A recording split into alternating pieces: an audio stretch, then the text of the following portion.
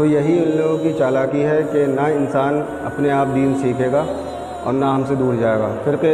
فرقوں میں بانٹ دو لوگوں کو اور ایک دوسرے کو کافر کہہ کے، تو ان سے بچیں۔ السلام علیکم ورحمۃ اللہ وبرکاتہ۔ تو آج کا ٹاپک یہ ہے کہ جو لوگوں کی غلط فہمی ہے کہ صرف مولانا داڑھی رکھے گا، صرف مولانا نماز پڑھے گا، صرف مولانا ہی ہر سنت پہ عمل کرے گا، تو اس ٹائپ کا اسلام میں کچھ بھی نہیں ہے۔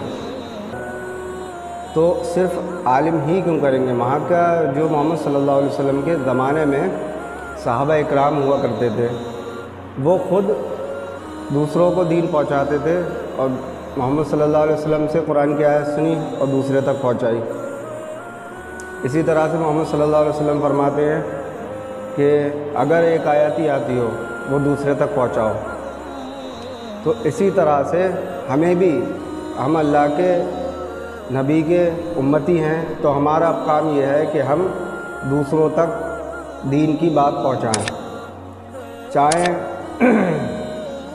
جتنی بھی پتہ ہو، تھوڑی سی بھی بات پتہ ہو، وہ دوسرے تک پہنچائیں۔ تو اس پہ عمل کرنا چاہیے، خود دین کو سیکھنا ہے اور دوسروں تک پہنچانا ہے۔ وہ ہر مسلمان کی ذمہ داری ہے کہ اس کو صحیح دین سیکھ کر دوسرے تک پہنچانا ہے۔ صرف مولانا کا کام نہیں ہے کہ مولانا کو تھوڑا فری کریں۔ اور کچھ لوگوں نے یہ بھی کہہ دیا ہے کہ ڈاکٹر، انجینئر یہ لوگ دین پھیلائیں گے۔ اب دو لوگوں پہ حملہ کرائے، ایک انجینئر محمد علی مرزا اور ڈاکٹر ذاکر نائک، ان دونوں کو اوپر حملہ کر کے ایک مولانا کی ویڈیو سنی میں نے، وہ کہہ رہے ہیں کہ اب ڈاکٹر اور انجینئر وہ بتائیں گے ہمیں دین۔ اچھا، ایک چھوٹی سی بات ہے، اگر کوئی قرآن کی آیت لے کر آئے اور وہ کافر ہو، مسلمان نہیں ہو، اور وہ یہ کہے کہ آپ کے قرآن میں لکھا ہے کہ جھوٹ بولنا گناہ ہے، تو آپ کیا اس کی بات نہیں مانیں گے؟ یہ کہہ دیں گے ارے قرآن میں لکھا ہے تو کیا ہوا، تم تو کافر ہو، تمہاری کیوں مانیں؟ آپ اس کی بات مانیں گے کیونکہ لکھا تو ہمارے قرآن میں ہے نا۔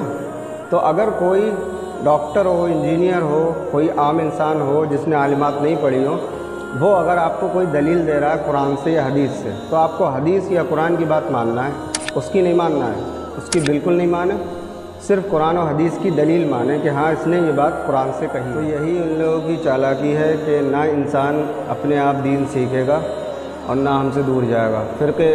فرقوں میں بانٹ دو لوگوں کو اور ایک دوسرے کو کافر کہہ کے، تو ان سے انتقال ہو جاتا ہے تو نماز جنازے کے لیے مولانا کو بلایا جاتا ہے۔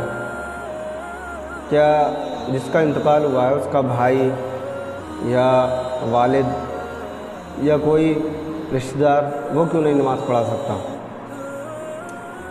کیونکہ اسے دین کی نالج نہیں ہے، اس نے کبھی نماز پڑھانا سیکھی نہیں، کس طریقے سے نماز پڑھاتے ہیں۔ اب نکاح ہوگا تو نکاح بھی صرف مولانا ہی پڑھائے گا، اور مولانا ہی سب کچھ، ہر چیز میں مولانا یاد آتا ہے ایسے ٹائموں پہ۔ لیکن جب شادی ہوگی، نکاح ہو جائے گا، اس کے بعد مولانا کی عزت نہیں ہوئے گی، مولانا کی عزت بالکل نہیں ہوئے گی، عزت ہوئے گی پھر نیتاؤں کی۔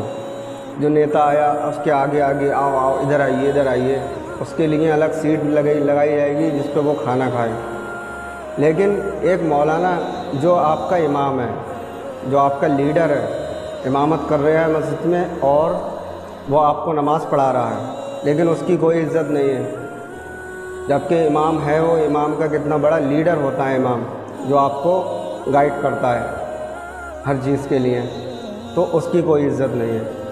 اللہ ہم سب کو عقل دے اور توفیق دے کہ ہم صحیح راستے پر عمل کریں۔